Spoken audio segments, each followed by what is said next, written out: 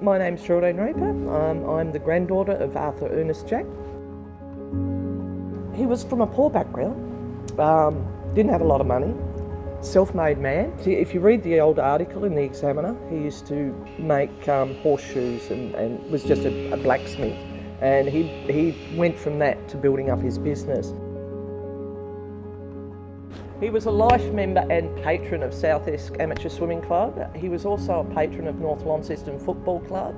That was where he met my father and introduced him to our mother. This is getting emotional. He was probably one of the most generous men you'd ever meet. He opened his house to not only us but every kid in the neighbourhood. At any point in time, if you were inside the house, you'd look down and there'd probably be about 10 kids on the bowling green just sunbaking. Oh God, we used to have so much fun. I don't know how we didn't do ourselves serious injury either, because our health and safety wasn't too flashy in those days. There were big wooden benches and there'd be nails this high protruding out of them. As kids, we'd be running along them, playing chases, all that sort of stuff. We didn't have a car.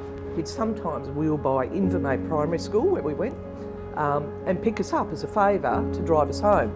Well, the problem was, I was 8 and Carolyn would have been 6.